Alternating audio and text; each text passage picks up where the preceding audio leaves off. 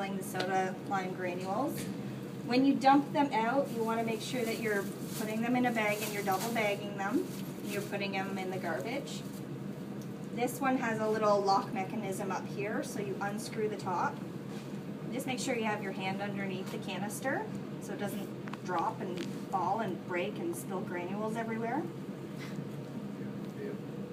So then you would take this, dump it into the bag, put new stuff in, and fill about 90%. So you got about an inch or so at the top, just so that it's not packed so tight that it can't, the oxygen and the anesthetic gas exhausted can't come through here.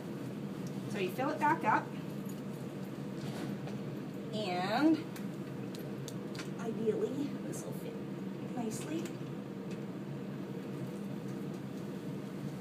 And you screw it back in. And you want to just make sure that it's seated properly, that it's not uneven on the screw mechanism, because otherwise you'll have the gas leak out of that area. So you just want to make sure it's nice and tight and seated properly. Then what you would do is you'd take a piece of tape and write "changed on this particular date" and do your initials so that people know the ones that go back to white, we know that they've been changed, okay? So that's changing out your soda lime granules. Where do you put the tape? Just across the canister. Okay. Usually a little white piece of tape. In our skills, it says to do a leak test to see if the do we have to do that? Or how would you do that? Don't really bother about the leak test. But if we were going to do a leak test, how would... What you're going to do with a leak test, you have to make sure that the proper system is hooked up. So that if you have your thumb over the small system and all the anesthetic gas is hooked up to the large system, you're not going to, the leak test isn't going to work because you're running the wrong system. So make sure that your anesthetic is hooked up. Your fresh gas outlet goes in there. So that is now attached to the small system. And you're going to have a small little bag, a small bag, not this large bag, would attach underneath. And what you would do is you'd put the oxygen up, you'd hold your finger over top, and the bag is going to blow up. Well, not blow up, but it's going to get larger, it's going to fill up. If you have your finger over top, that should continuously get larger.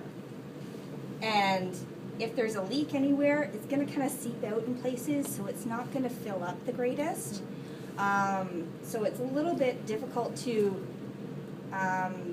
figure out if it's because you don't have your finger over there or if there's something else that's leaking.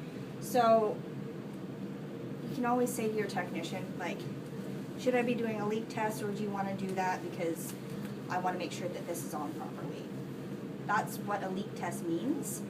Making sure that there's no leaks coming out of whatever, that all of your anesthetic is being delivered to your patient and going back through to be exhausted outside. For your isoflurane, also called ISO, it's in this nice little bottle. Comes with an adapter. It can only be put on one way. Ideally, in your skills manual, it says to wear a mask and gloves and all sorts of protective equipment. But for my purposes right now, I'm not going to don all that stuff. So this is the reservoir that contains all of your anesthetic gas. This up here is a little dial that says the percentage of the gas. So if your patient is light, you turn the gas up to like a 3%. If your patient's too deep under anesthetic, you want to lighten them up and reduce the amount of anesthetic. Off position. Don't inhale this. Yeah.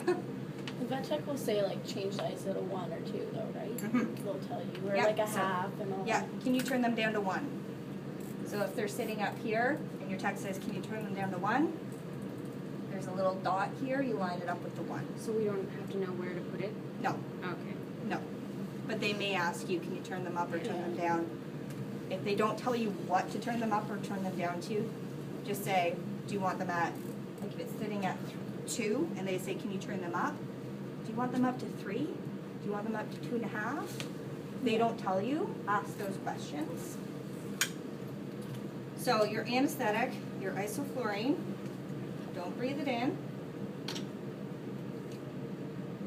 And you put the adapter on. Make sure it's a little bit tight so that the fluid doesn't leak out when you're tipping it. I'll try to get in a position where everyone can see this. So usually there's a little metal key that sits in here. So you want to loosen this screw, pull the little metal key out, and then you're going to line up your little lock mechanism and put it in there. And then you're going to turn the screw back so that it's tight, and then you're going to lift this up.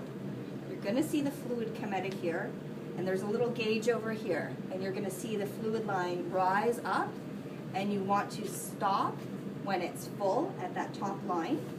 Then what you're going to do is you're going to move the bottle back down, wait until the fluid goes back into the bottle that's sitting in the line, and you unscrew it, pull this out, put the metal key back in, lock it again. What if it goes over that line? A little bit too full is fine. You can't, Okay. that's the fill line, but if you fill a little bit above that, that's fine. There's a key in this one. Yeah, there you go. So this guy is a lock mechanism up here. And, oh, okay. There, see? Every machine's different. There. Oh, It has doesn't two work. of them. It's kind of fun. And that's just like for preparing the machine, right? Mm-hmm. And then screw that back on and put it where it's supposed to be And then that should be good for the whole for the whole surgery. That should Yeah, be usually for the day, it's good. okay. But those are things that you as assistants should be checking first thing in the morning before the surgeries Oversight get going. of the machines. Like if it's down way low, you don't want to send them into a surgery that's going to be 2 hours long and have them run out of anesthetic gas in the middle of surgery. Not great. You can fill the anesthetic machine up in the middle of surgery, but then you're in a small room. It's just not practical. Yeah, the potential for you spilling it gets greater when you're cramped and there's a lot of sterile stuff you're kind of nervous about touching. And then you would have to unhook your patient from the anesthetic because you don't want them to get a full, fresh blast of gas. So what you would want to do is unhook them, fill it up, and then there's a little flush button on here. This little button here. If you press it, it runs straight oxygen through. So you'd want to do that to flush the line, the anesthetic line, before you'd hook the patient back up. So there's a time frame that that patient is without gas and without, well, besides room oxygen. So they're going an extended period of time with you filling this up, that they're going without anesthetic. The potential for them waking up is great.